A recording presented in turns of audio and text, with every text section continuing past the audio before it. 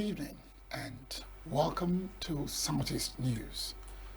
Barik Moado is my name. The headlines: Enugu State Government to combat noise pollution. In Anambra, we bring you a story about some political parties saying they're going to boycott the election, probably, and take ANSEC to court. Back to Enugu State, we have this report that some students, an unknown number, is missing, feared kidnapped in Oji River. Let's go straight to the first story. The Enugu State government is to begin the enforcement and full implementation of an anti-noise pollution policy in the state from 15th September this year.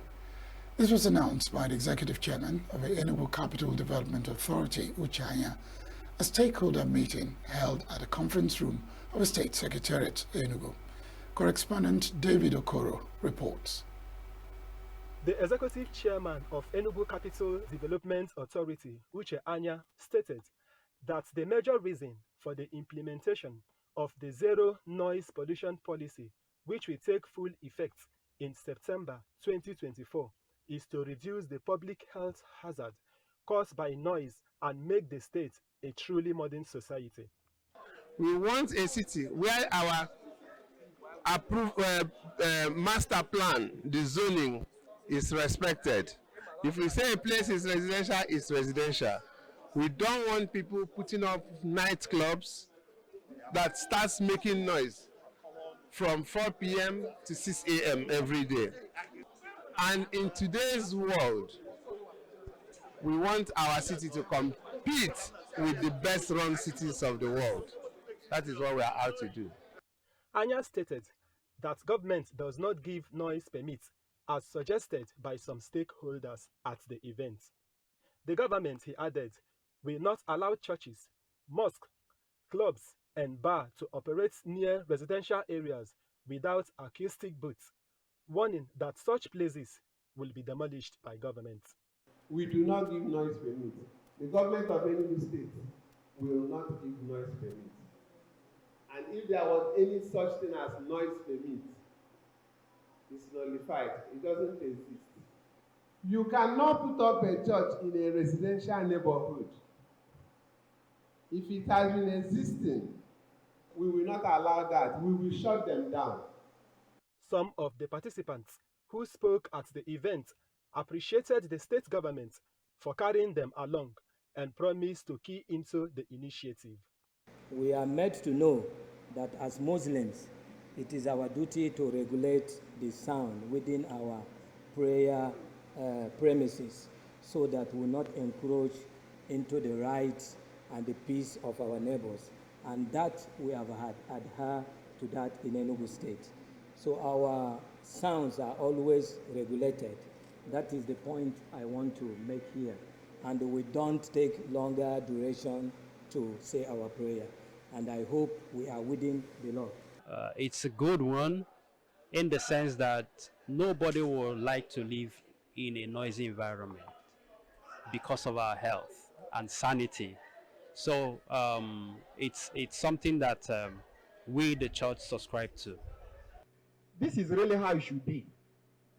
We should be able to come together, exchange ideas on how to make life better for us, make our city more livable, and make our city more functional, working for the good of all of us.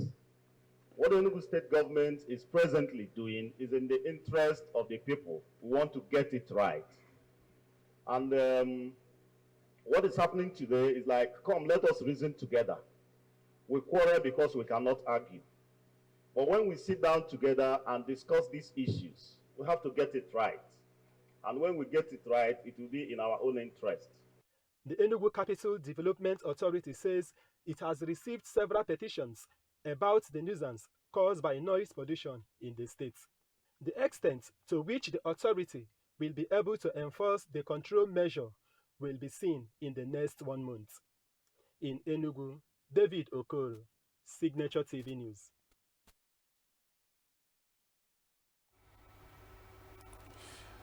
So that's our first story. But we'll continue. Young Nigerian pharmaceuticals have been tasked to find solutions to many debilitating illnesses plaguing the world through intensive research and commitment. The Registrar of Pharmaceutical Council of Nigeria, Ibrahim Ahmed, gave a charge at the 13th induction and oath-taking ceremony of the Faculty of Pharmaceutical Sciences, Nnamdi Azikiwe University, Agolo campus. The report by Okabiro Chief Ndu Okpaleze is read in our studio. The registrar, who was represented by Ifeyinwa Oheri, a pharmacist, charged the inductees to acquaint themselves with the code of professional ethics and relate well with other professionals wherever they ply their trade. He recalled that the indigenous pharmaceutical industries came in handy during COVID-19 when foreign countries could not export drugs to Nigeria. The Council frowns at professional misconduct in its entirety. You are advised to refrain from any act of misconduct, as this will be treated with all the seriousness it deserves. Kindly note that the PCN Act have provided for establishment of investigative panel as well as disciplinary tribunal. We all know that if a doctor makes a mistake, it's very likely just one person will die. But if a pharmacist makes a mistake, whether in compounding or manufacturing, and the product gets out of the facility, before being recalled, we may have lost a lot of people.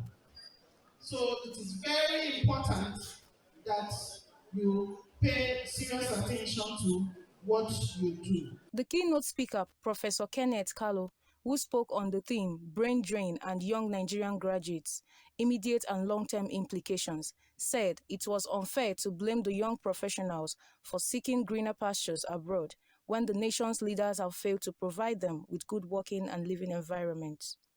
Professor Kalu, who is the secretary to the Abia State government, said there was an urgent need to re-evaluate the nation's reward system so as to encourage young professionals. He said no effort should be spared to ensure the strengthening of the purchasing power of the naira and improving the country's security architecture.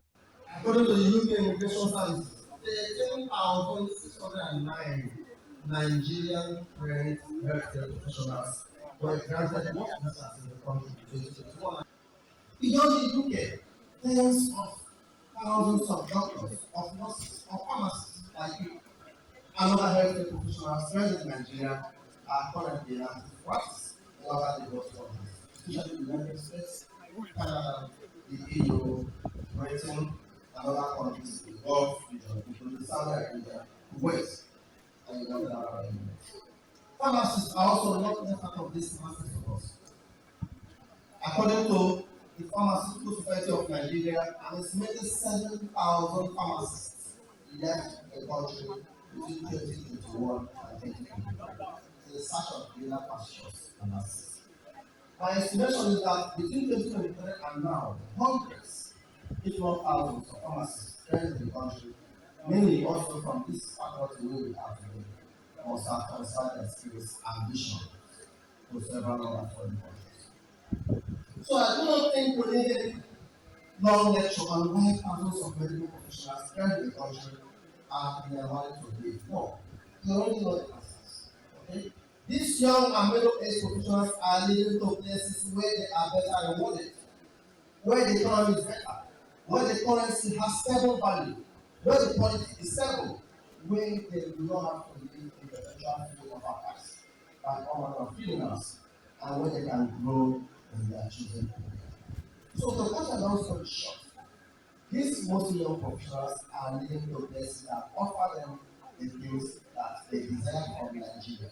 Labour Party flag bearer in the 2021 Anambra State gubernatorial polls, Valentine Ozibo, in a remark on the occasion, expressed the hope that Nigeria would in the near future evolve measures to check the high incidence of brain drain and encourage the influx of foreigners into the country. And some of us are staying back to fight so that tomorrow, maybe it will be the white people that will bring the Jaguar into Nigeria. This is our pledge, our promise. Kenneth, thank you for this. You know, when we got this job as SSG, I was one of those that consulted, should I leave what I'm doing in Canada to come to as you have no option to come here and contribute. I'm so proud of what he and his governor, Alex Sotsi, are doing in Anambra State. We are very, very proud.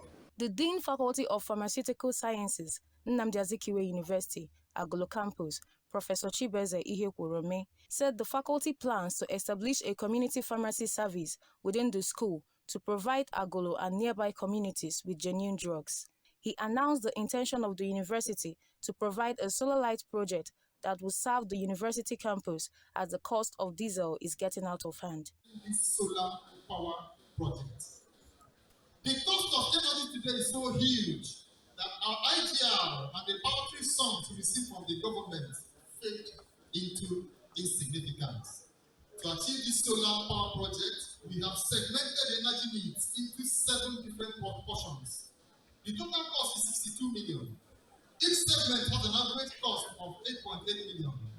I use this opportunity to call on all present, friends and stakeholders to partner with us to make this vision a reality.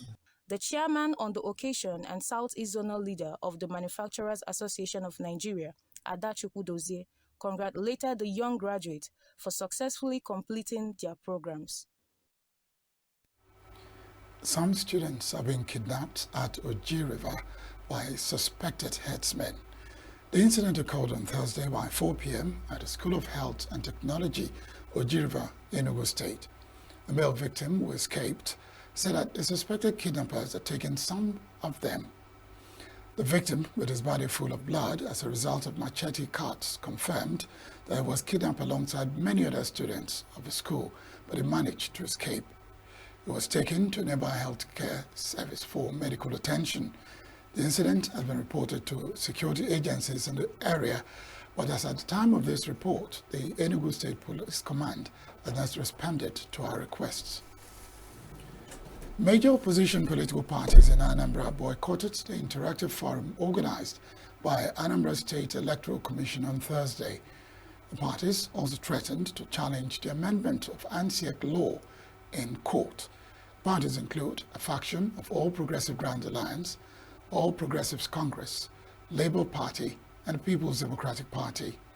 The chairman of APC in Anambra State, Chief Basil Ejidike, who spoke on the boycott, said they were going to have a meeting of the Inter-Party Advisory Committee, IPAC, made up of all the political parties, insisting that the development was unacceptable. A motorcyclist has been crushed to death by a fully loaded tipper along Inteje Junction by Oka-Onitsha Expressway, Anambra State, on Thursday. The incident occurred at about 11:30 in the morning between an unidentified driver of a commercial Mercedes tipper registration number XA158ZT and a driver of the motorcycle with no registration number. Probable cause of a fatal road accident crash was attributed to wrongful overtaking. Residents along the area have lamented that the entire area of the ever-busy expressway has become notorious for road crashes, accountable for several losses of lives in recent times. Eyewitness account said while the motorcycle rider was trying to overtake the tipper, it lost control and fell, and the tipper rammed into him and crushed him. Sources said 3 male adults and 1 female adult were involved in the crash. While 1 male adult was killed, 1 female adult was injured, and 2 other male adults were rescued and hurt. Confirming the accident, the Acting Sector Public Education Officer, Federal Road Safety Corps, Margaret Onabe, said the dead victim had been taken away by family members to Aguileri community. We'll now take a break. When we come back, we'll be talking to one environmental expert, Wilfred Okeke, is here with us in the studio. Just stay with us.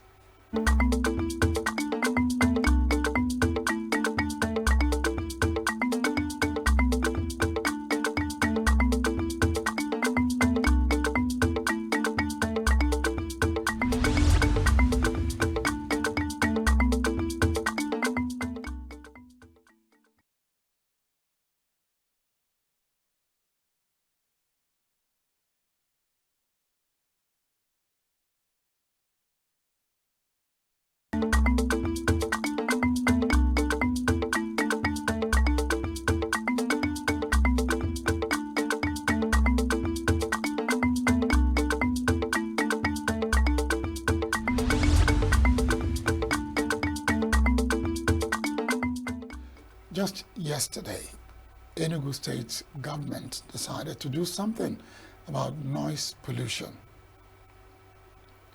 I know some other states have talked about noise pollution, Kaduna, Lagos, even FCT, they talk about it.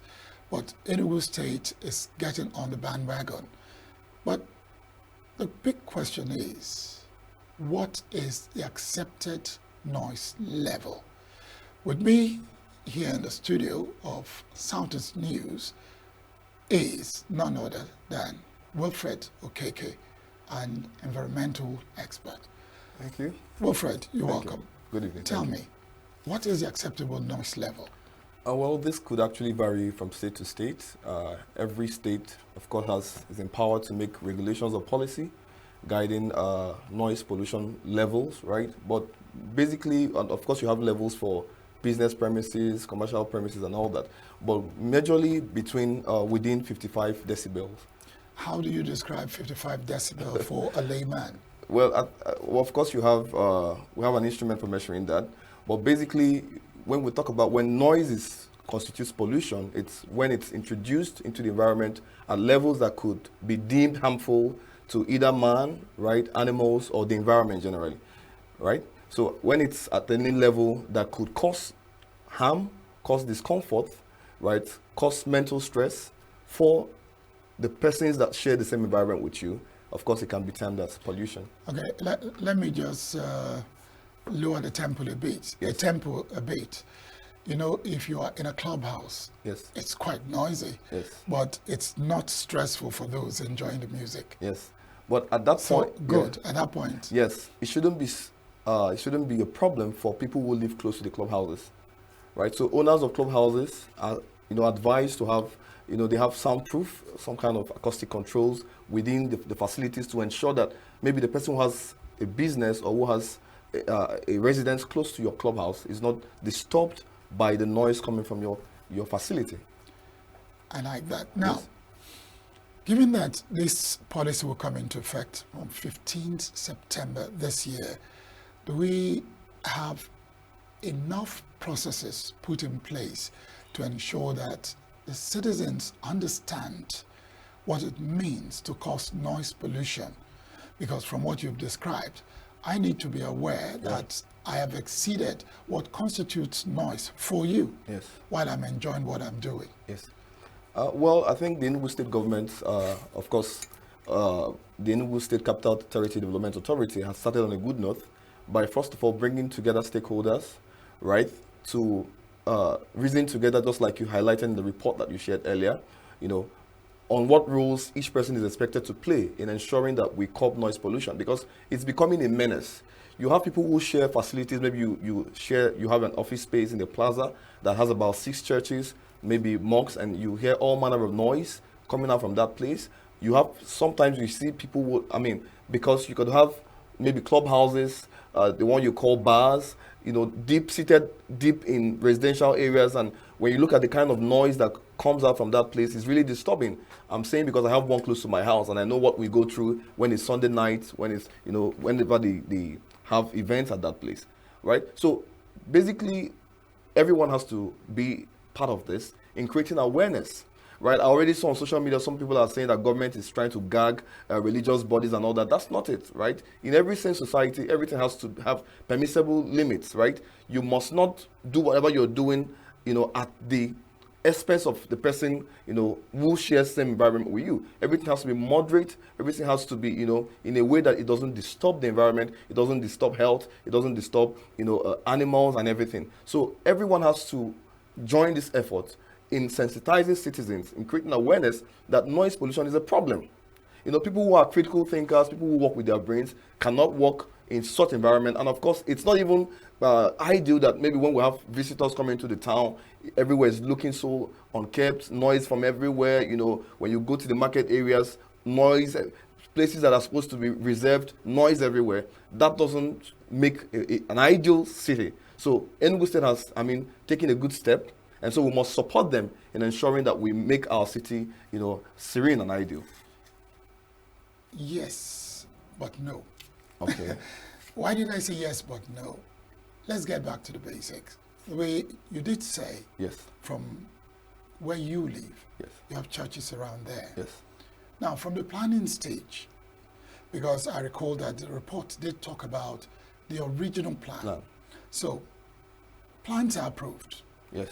Building plans are approved and cited in certain locations. Yes. So, where were those who were supposed to guard against this scenario where you have churches close to residential buildings and stuff like that, nightclubs close to residential buildings, filling stations in residential areas?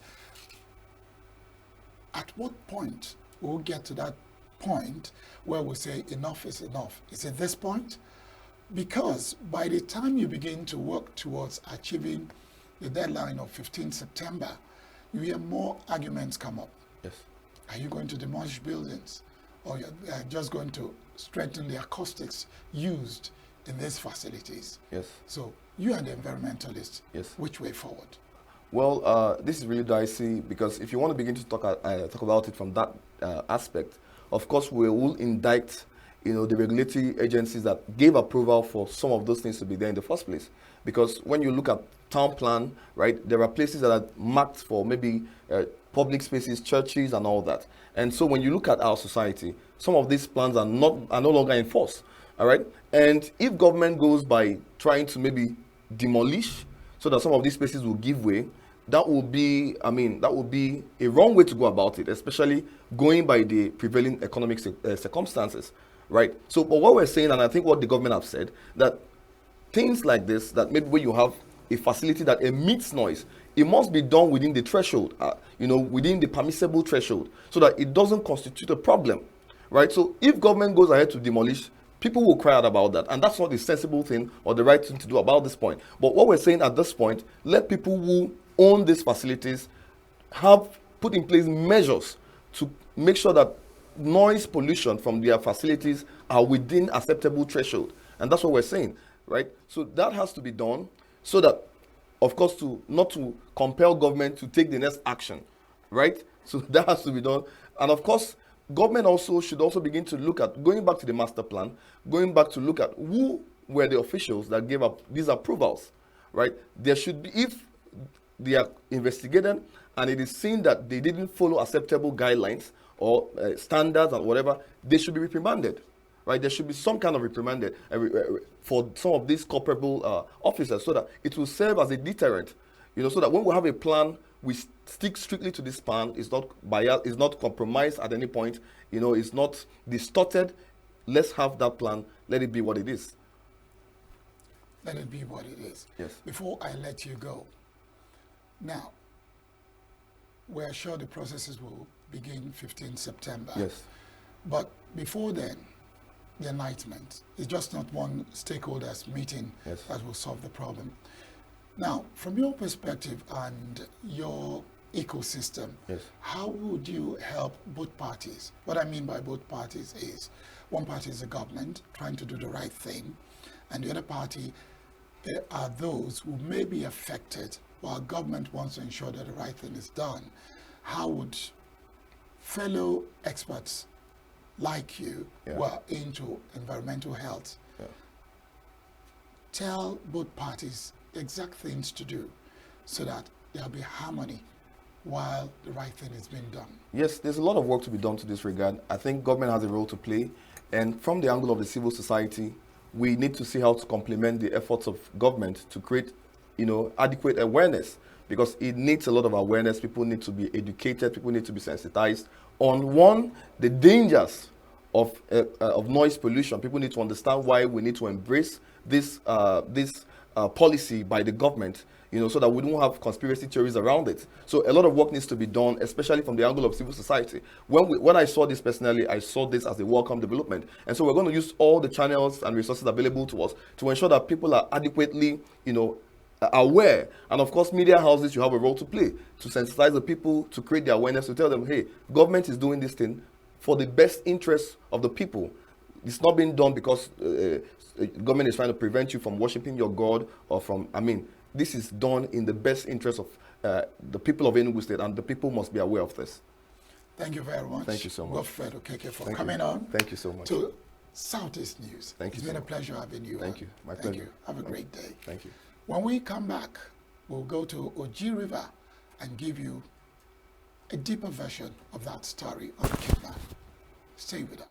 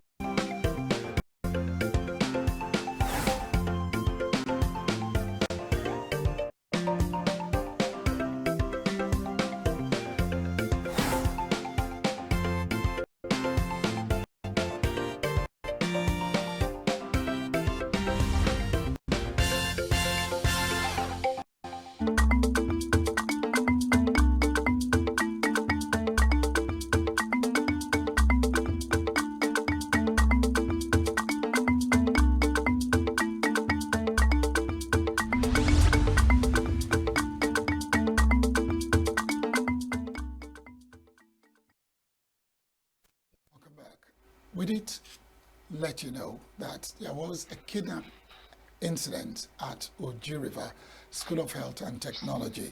We have with us the CSO of Oji River. He is Mokabia Onyi. Mokabia Onyi, good afternoon and welcome to Southeast News. I greet you. Good evening. Good evening. How are you today? I'm very, very good. Okay. What more can you tell us about the incident of kidnapping at the School of Health and Technology of Oji River that took place yesterday? Okay, the incident happened is a very unfortunate one, but we are actually on top of our game in making sure that the victims are released and that the perpetrators are caught red-handed. And it is the first time such a thing is happening in Oji River, and we never saw it coming because Oji River is relatively a peaceful area. But then it happened when we never expected it, because we fought kidnapping and we held them to a halt before this one came up, this trend came up. But hopefully, any moment from now, the good news will be out, because we are not sleeping at all on this matter. Now, let's take you back a bit. What is the security situation of the school itself? How secured is the school environment? Because we learned that the students were kidnapped from their school environment. Okay, I think the immediate cause of the whole this present saga is the porous nature of the school. The school is not fenced, and the school borders a major forest in Oji River, a federal forest reserve, and that forest reserve is annexed to the school. So there is no fence at all. So the porous nature added this thing, because the people that kidnapped didn't fly from heaven. They came out from the bush, and nobody saw it coming. So when they now took them, they took them back to the thick forest, and the forest, they didn't allow people to farm inside there or do anything. The only people that enters there are hunters, and no activity goes on in the forest because the whole forest have been privatized according to the report we have. So that porous nature gave the criminal the impetus to come into the school and do whatever, because if that school was fenced, such a thing would not happen. And then the internal security they have in the school, old men with torchlight and nothing else, so they couldn't help. They couldn't even call. It was the student that called on us, and we started intervening. And the thing we did was to launch in tear gas into the thick forest and see if we can cause the discomfort that every living thing inside the forest. And that's why we recorded the little progress we did that day, and we are continuing from that, because we have to engage the forest guard, the hunters, and everybody to launch into the forest. If the forest is a forest where people farm, it will help us, and we'll be getting news of this man pass here, the other man pass here. But in this case, the forest is almost a dead forest. So that is it. Now, do we have an idea of how many students were kidnapped? Okay, in the real sense, it is two students that were kidnapped. But then, the other person was somebody that just joined them in the vehicle, and they were driving out of school. They are staying off campus. They are not staying inside the hostel. So they came in for a sporting activity in the evening, and they were driving back to their off-campus home. So the other woman now said they joined the vehicle. So that's the situation. Okay. Before I let you go, I know that Enugu State is one of those states where you have people put in different areas where we have forests as forest guards or forest rangers. Don't we have people like that at Oji River? We have many of them, and they are wonderful, because it is even their activities that made us to record the progress we did that day. Though I will not start saying all those ones here for some reason until we are completely done with the work. But I want to commend the forest guard, not just Oji River Forest Guard, but even the neighboring forest guard in UD, because they are helping. If not for forest guard, even the policemen and the other security agencies wouldn't even know their trackway inside that thick forest. So it was the forest guard that helped us and gave us the track that made us to pursue after this, and the little success we made on that day. Thank you very much, Mwokabia Onyi, Chief Security Officer of Oji River. He has given us an update on the kidnap incident at School of Health and Technology, Oji River. But just before you go, Onyi, just before you go, the victim that was taken to a healthcare facility, I hope he's getting better. He is very, very okay, and also discharged from the hospital that day. Okay, thank you. That's good news. Thank you very much for coming on to Southeast News on Signature TV. Thank you. Thank you very much. You're welcome.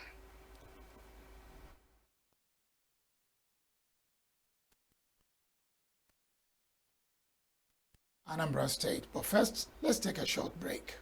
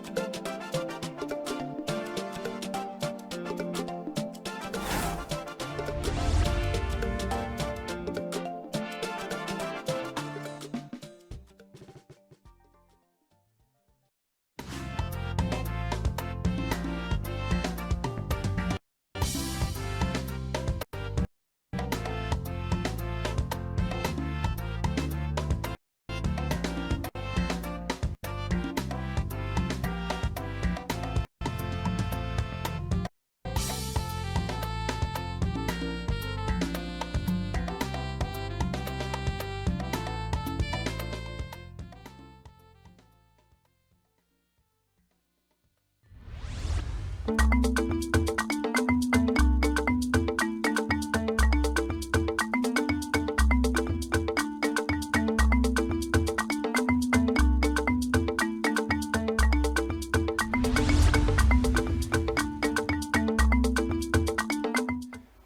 was a stakeholders meeting yesterday in Anambra State, put together by Anambra State Electoral Commission.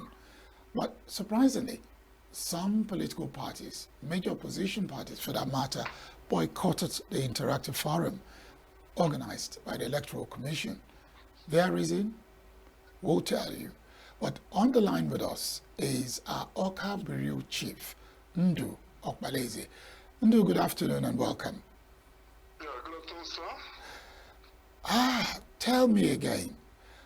One moment, people were happy that after 10 years, Anambra State was going to organize a local government election. And the next minute, people were complaining that the amendment affected the number of days they were supposed to use in preparing for the election, cutting it down from 60 to 30. And now there is this move by some political parties to even go to court. So where are we in Anambra State politically? All right, you are correct in saying that there was that initial excitement all over the place that the election is coming at the grassroots level.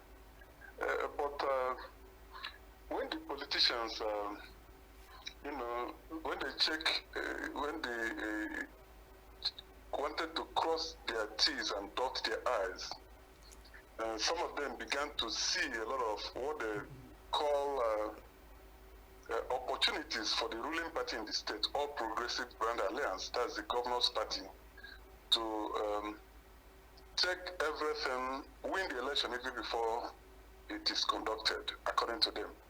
You have just said one of the reasons, cutting down from 60 days to 30 days. That is one. But just a few days ago, Hello, I'm with you. Hello? You said just a few days ago. Yes, a few days before the bill was enacted into law by the governor, signed into law by the governor,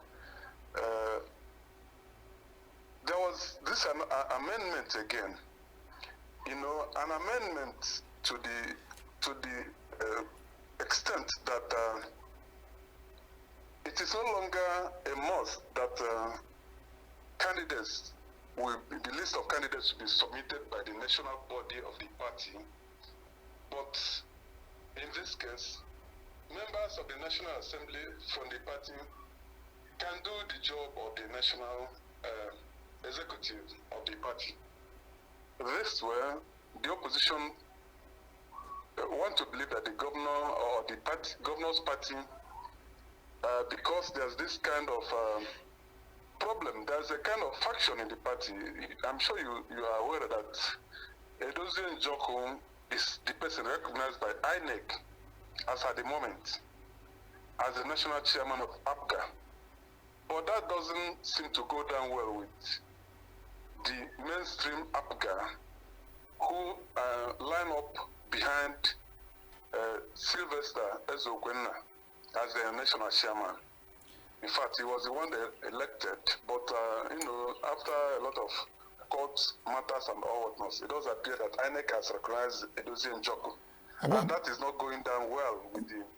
Sorry to interject, but there is a Supreme Court judgment on that. That's what I'm saying. The INEC appears to have, used what the Supreme Court said to recognize Edozie Njoku. But these other people are crying blue mother that is not the case. It's subject to misinterpretation according to them. So it's a question of maybe at the end of the day they will go. But that will, if they want to finish with court matters, that will affect their performance in the election. Therefore, they now, according to the claims of the opposition, they now brought in this snag that members of the National Assembly from the party can as well submit a list of candidates recognized by ANSEC. And that is when the opposition is saying no, that they call it changing the rules of the game in the middle of the game. So that is one of the reasons why they say no. If they don't, the government or the government party doesn't change that they go to find, sort it out. No reason. So they said, let's boycott that stakeholders meeting, because according to them, the result, the election has been rigged, even it was conducted. So they now rally around, and last information we have is that they are meeting today. I mean the intra-party IPAC. Meeting. Yes, the IPAC meeting.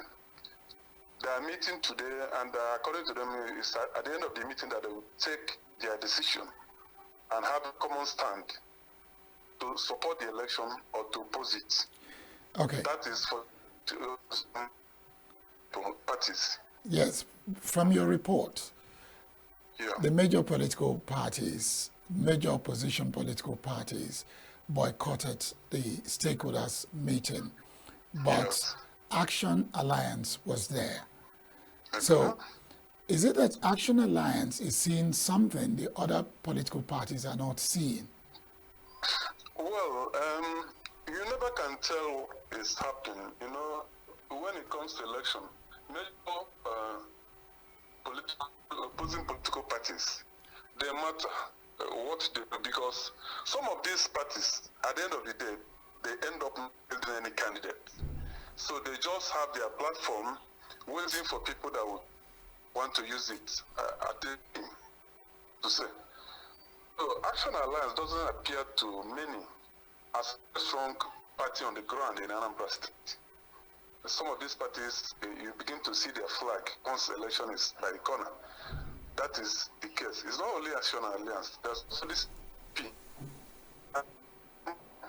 going around Trump, mainstream APGA. They feel at the end of the day, if what they plan doesn't work, if they don't have to submit the list of candidates under APGA, maybe they want to fly, give their tickets and fly under S. These are the things people feel, the reasons people feel SDP and Action attended to look at them as of the main faction in Africa. Okay, so we'll wait to get the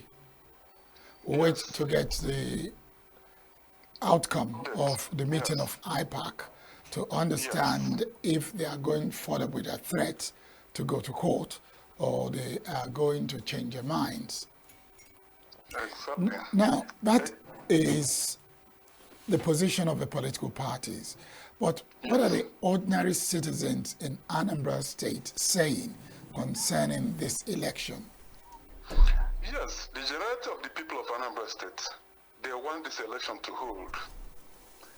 Because you can't be talking about a practice of democracy without allowing it to get to the grassroots. People want to see representation home, right from their basis to the national. So whatever that is happening, people are praying and hoping that there will be no clogs or anything that will stop this election. They are so much excited with the announcement of the election, and they are praying and hoping that at the end of the day they will resolve their issues, the parties will resolve their issues so that the election will hold. Now, if these parties continue at this rate, don't you think it would affect voter apathy? Because people will not be willing to come out. For example, now, if at the end of the day you have only one party contesting for the local government seats, do you think voters will be willing to come out? Yes, of course. Voter apathy cannot even be ruled out, starting from the timing of the election, the schedule.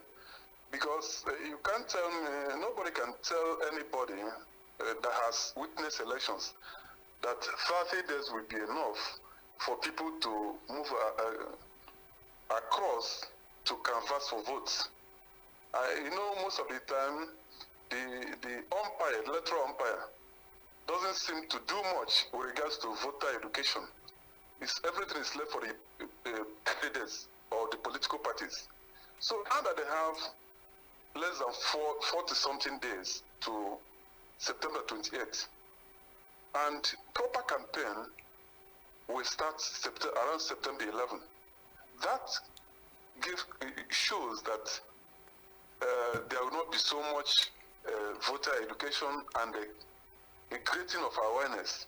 So voter apathy on that side.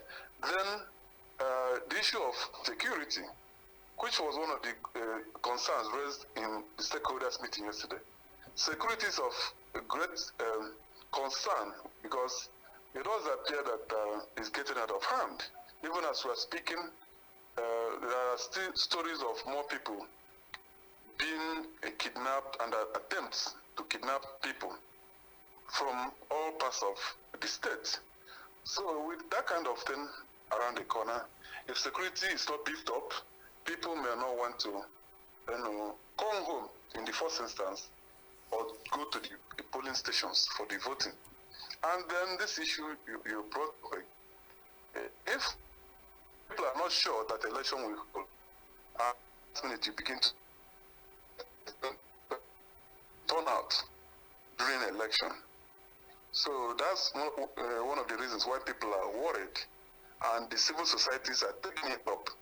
They're beginning to gather the data they can see how some of the things will be resolved as quickly as possible, so that people will turn out.